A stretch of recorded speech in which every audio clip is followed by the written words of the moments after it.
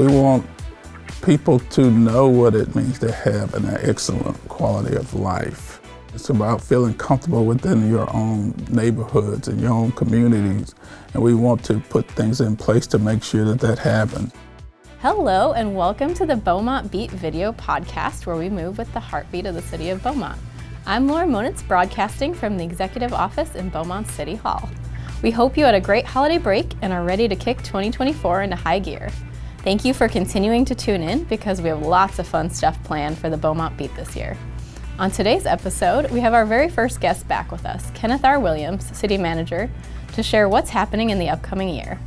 Before Mr. Williams will share about his first full year here, what we can look forward to in 2024, how the city is balancing being fiscally responsible while planning for the future, and a topic that many of you are wanting more information about, plans for downtown, we have a few announcements and questions.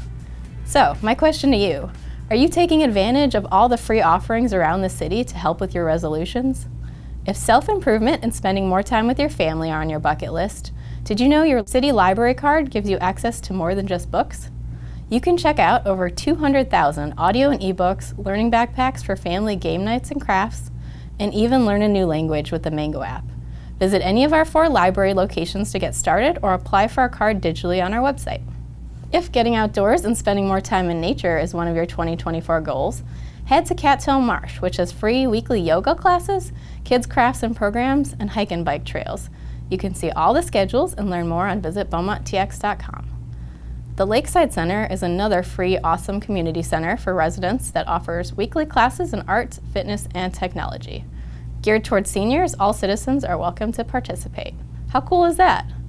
All right, Mr. City Manager, you just heard a lot of quality of life programs we have here. What are some of them that you're most excited about? Oh, well, I'm excited about a lot of quality of life issues here. You know, that was one of my goals in coming to Beaumont, was to do things to improve the quality of life here. And one of the main ways we're able to implement that is by budgeting for different items to include in quality of life. We want to make sure Beaumont's a safe place for people to live, so we put more dollars into public safety and police department, EMS departments, to provide the care and safety that they need. We put dollars in the infrastructure, which is a big part of quality of life, with sidewalks. We're looking at a major improvement in our sidewalk system to make it more pedestrian friendly, where people want to walk and ride their bicycles. We're looking at a parks master plan for this budget year. So we're looking at it comprehensively to where we can improve the quality of life of the entire city. Last year was your first full year as a city manager. What are some of the things you're most proud of accomplishing? Yeah, first full year in Beaumont, for sure. You made it. Yeah, and it's been a great year. We've accomplished a lot. We had a heavy agenda. We had a heavy agenda with City Council. And first we wanted to look at was our plans for the city.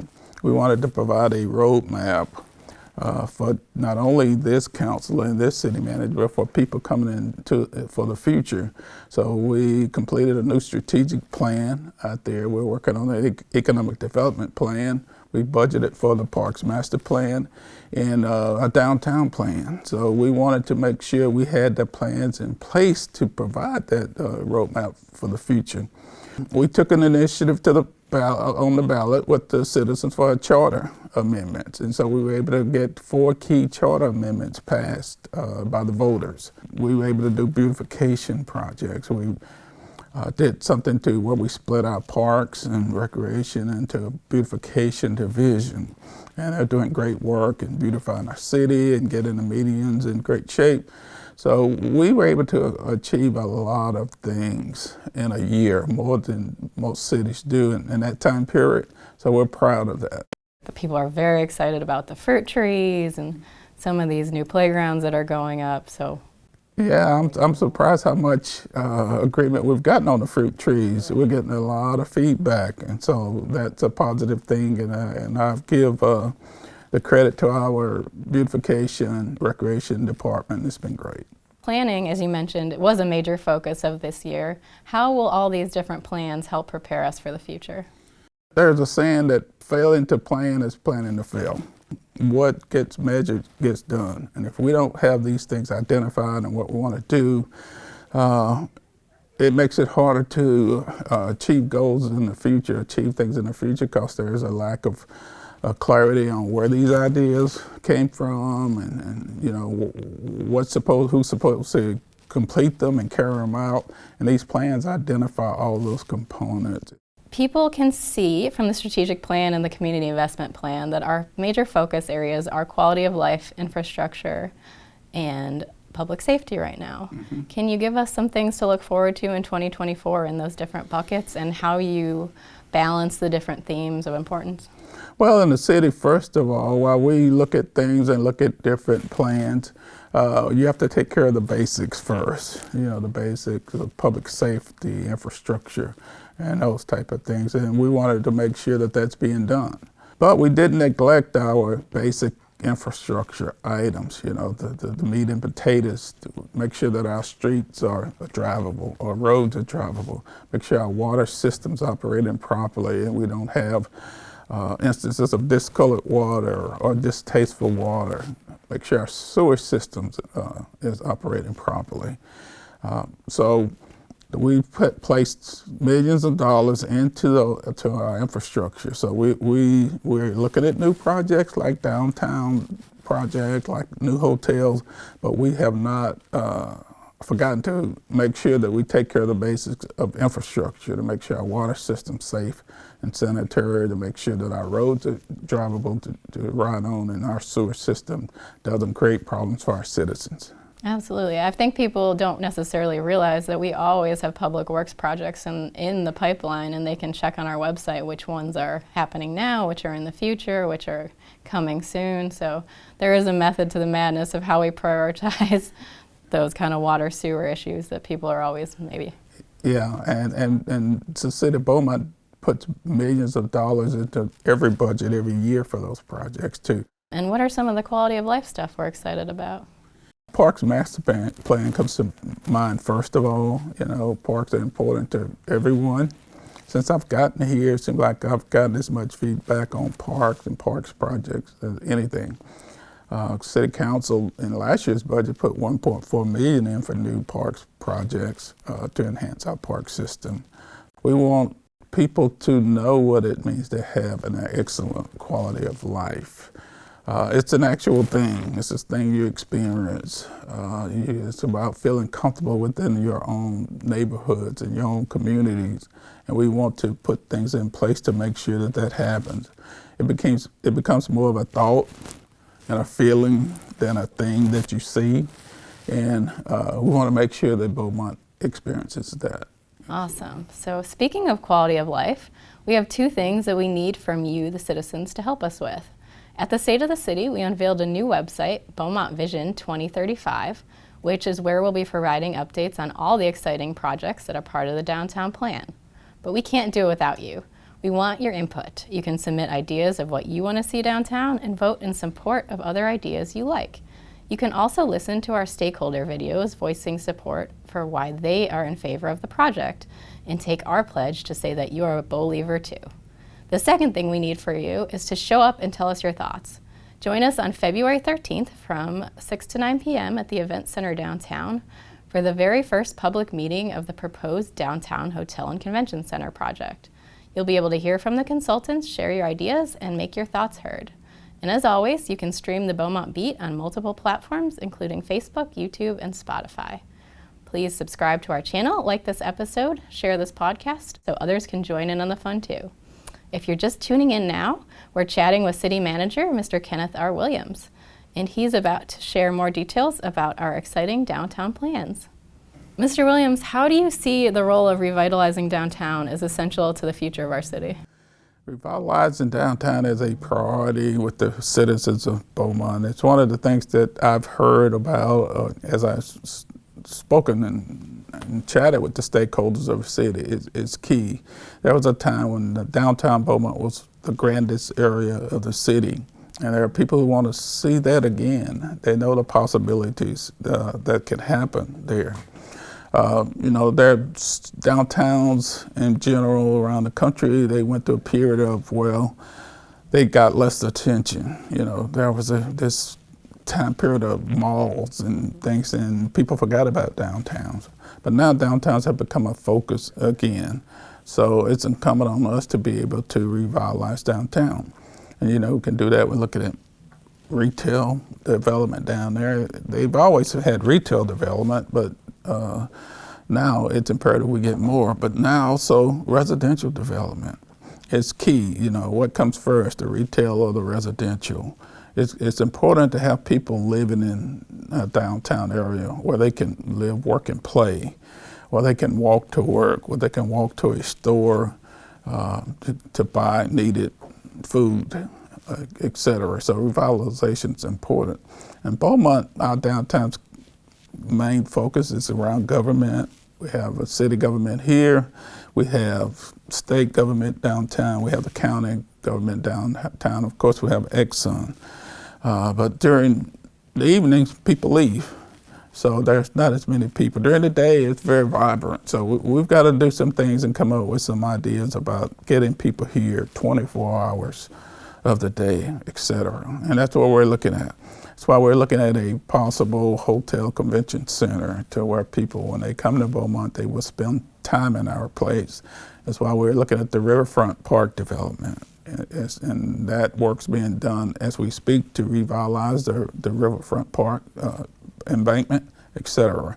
So it's key to the future of Beaumont, and we have some really great resources to use here, such as the river.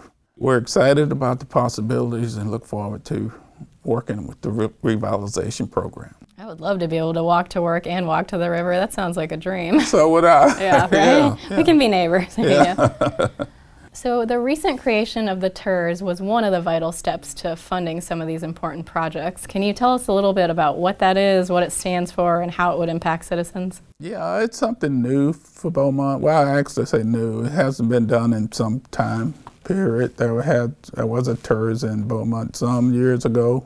Very few people remember.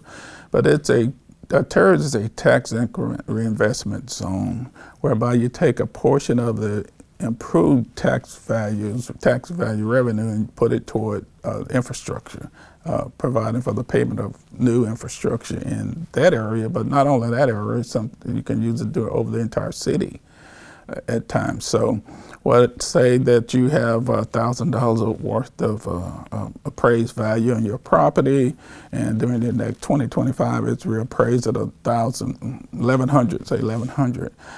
Whatever percentage that we put into the TIRZ, whether it's 50% or 56%, if it's 50%, $50 of that improved 100 will go into the TIRZ to where we can use to improve our streets or improve our water system even, or to put do drainage work or whatever, even build buildings if you like. So it's a great way to finance, to create revenue for new infrastructure without creating a burden on our taxpayers.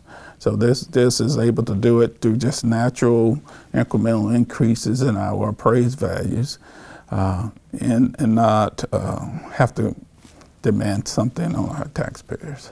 We've seen a few articles questioning the city's financial state. Can you reassure the citizens that we are planning for the future in a fiscally responsible manner? Yeah, fiscal responsibility was another one of my goals upon coming to Beaumont, and it's been one wherever I've been a city manager. It's based upon principles that I live by myself. I want to make sure that we are in a sound financial state.